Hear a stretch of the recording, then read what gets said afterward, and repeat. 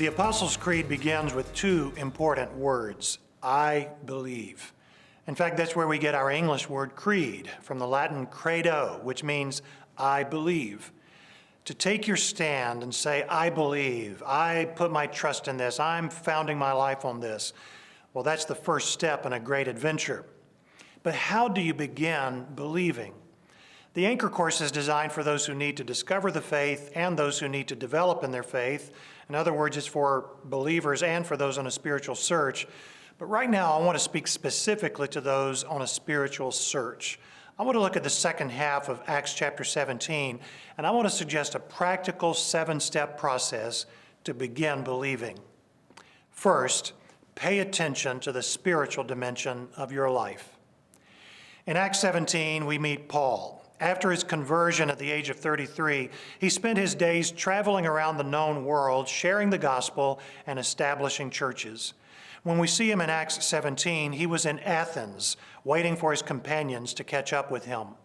Verse 16 says, while Paul was waiting for them in Athens, he was greatly distressed to see that the city was full of idols. Now, even today, Athens, Greece, is still known as the birthplace of Western democracy, the wellspring of Western philosophy, the cradle of Western culture. It was the intellectual center of the Roman Empire in Paul's day. And yet these great intellectuals were deeply spiritual. As Paul walked around the city, he noted it was full of idols. The Greek text could be translated, it was under idols. It was overwhelmed with them, overrun with them. And when Paul got his chance to address the philosophers, in verse 22, he thought of all the shrines and he said, I see that you are very religious. Now he's going to point out that they have fulfilled their religious impulses in the wrong way, but he acknowledges their spiritual hunger as a starting point for what he wants to say. So the intellectual center of the ancient world was also a deeply spiritual place. They had an integrated view of life. They didn't separate matters of the spirit from matters of the mind. They acknowledged the spiritual dimension to life. Now that's the first step in your search for God. Let's call it the step of integration.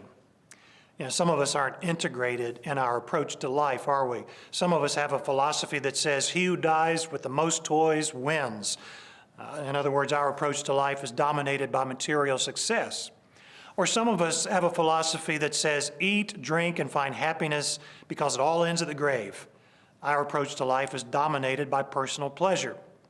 Or some of us have a philosophy that says the only things we can really know come only by scientific investigation. And so the only things we trust are statements from secular scientists. The good news is that more and more people are trying to live an integrated life in which they pay attention to the spiritual dimension of their life.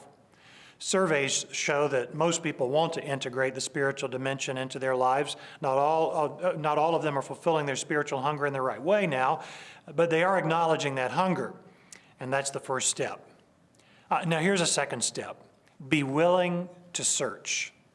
Not everyone who's taken the first step is ready for the second step. Though the people of Athens were deeply religious, not all of them were open to what Paul had to say.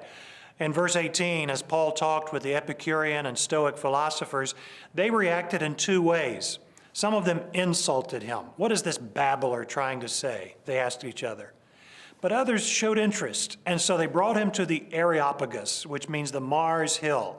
Now, it was here that a council of intellectuals gathered to hear and weigh out the philosophies that were taught in their town.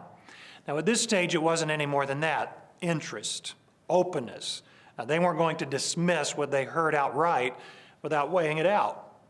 Now that's the step we're going to call openness. And that's where some of you are, and that's one reason you're here going through the Anchor course. You want to investigate. So take the step of openness. Be willing to search. Here's a third step. Admit the insufficiency of your spiritual answers. You know, for some, it's dissatisfaction with the state of their spiritual life that sends them on a search. For others, it's only after they examine the Christian faith that they find the insufficiency of the way that they used to solve their spiritual hunger. But we have to admit the insufficiency of our spiritual answers. We have to get honest with ourselves and admit that what we have been doing to solve our spiritual hunger is insufficient. In verse 23, when Paul was given a chance to speak to the Areopagus, the council, he says, "As I walked around and looked carefully at your objects of worship, I even found an altar with this inscription, 'To an unknown God.' Now what you worship is something unknown, I am going to proclaim to you." In the midst of all their shrines, he finds an admission of mystery, a confession of ignorance. Someone had set up a shrine with the title, "To an unknown God." Now, this isn't as far-fetched as you might think. Pausanias was a kind of ancient writer of travel guides. He traveled extensively in AD 175, and he wrote a popular book called Tour of Greece. He began his travelogue in Athens, and he said he found near the harbor a number of temples, together with what he called altars of the gods named unknown. So Paul takes hold of this admission of mystery, this acknowledgement of unanswered questions, and he takes it as a starting point for sharing the gospel. Now, this is the step we'll label honesty. It's where we admit that we've come up against unanswered questions, where we admit that our previous solutions haven't solved our search, or previous spiritual efforts haven't satisfied. We have to take this third step, the step of honesty. And when we do that, we're ready for the fourth step. Discover the reason God made you, to have a relationship with you. Look at verses 26 and 27. Now here Paul explains to the philosophers the reason why God created us. He said, "From one man he made every nation of men, and he determined the times set for them and the exact places where they should live."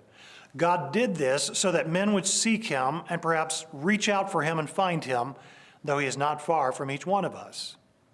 A lot of people are surprised to discover that this is the Christian answer to why there is something and not nothing. The answer to why we exist. God did this so that men would seek him and perhaps reach out for him and find him. In short, God made you to love you. Now, this is a unique message among the world's religions. Some religions give us rules to follow or rituals to practice or recitations to chant. Christianity announces a relationship to enter into. God made us to love us, and that's the step we'll call discovery. Here's the fifth step. Become dissatisfied with your God substitutes. In verses 29 and 30, Paul tells his listeners that they needed to reach a point of discontentment with their idols. In verse 30, Paul said, "In the past, God overlooked such ignorance, but now he commands all people everywhere to repent." Now, there aren't many shrines that we bow down before in the modern world, but there are a lot of substitutes for God, aren't there?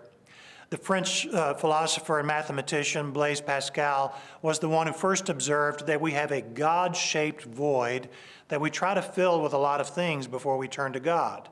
What have you been filling the void with? Now, if those things don't fill the God-shaped void, we have to stop giving them top billing in our lives. So let's call this the step of discontentment. And that leads to the question of what we're going to put in that void. And that leads me to step 6. Come to terms with Jesus, and especially his death and resurrection and promised return. In verses 31 and 32, Paul brings his talk home to Jesus. He said, "For God has set a day when he will judge the world with justice by the man he has appointed. He has given proof of this to all men by raising him from the dead." Now, it would be interesting to know what more he wanted to say about Jesus at that point, but upon hearing about a dead man walking, this immediately caused a reaction among his listeners, and it always does. I mean, you can talk all day with people about Jesus, the great moral teacher, but you start talking about his cross, his resurrection, his return, and there will be immediate rejection or immediate interest. Look at verse 32. When they heard about the resurrection of the dead, some sneered, but others said, "We want to hear you again on this subject." Now, this is the step we'll call division. You have to come to terms with what Jesus said about himself, what Jesus said his death would accomplish, what Jesus said about his resurrection, and what Jesus said about his return.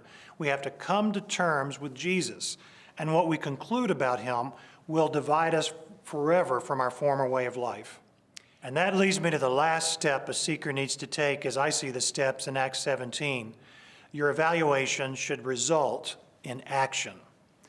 The passage begins with this comment in verse 21, All the Athenians and the foreigners who lived there spent their time doing nothing but talking about and listening to the latest ideas.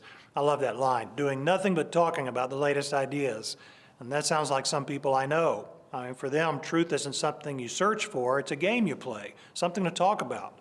But the passage ends with this in verse 34. A few men became followers of Paul and believed. So this is the step we'll call decision. We ought to study and explore and examine, but there's no question that the gospel calls for a decision. Jesus said, if you do not believe that I am the one I claim to be, you will indeed die in your sins. Jesus didn't consider this a game. There is an RSVP attached to the end of every day we live, the step of decision. This is the step where changes start taking place. Because when you look at Jesus' cross and his resurrection and the promise of his return, and in reply you say, I believe, changes start taking place, and life becomes an adventure. So 7 steps from skepticism to belief. The step of integration, and the step of openness, and the step of honesty, the step of discovery, the step of discontent, the step of division, and the step of decision.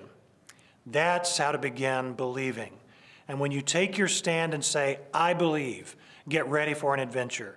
Those are the first 2 words of the Apostles' Creed, to take your stand and say, here's what I believe. I put my trust in this. I'm founding my life on this.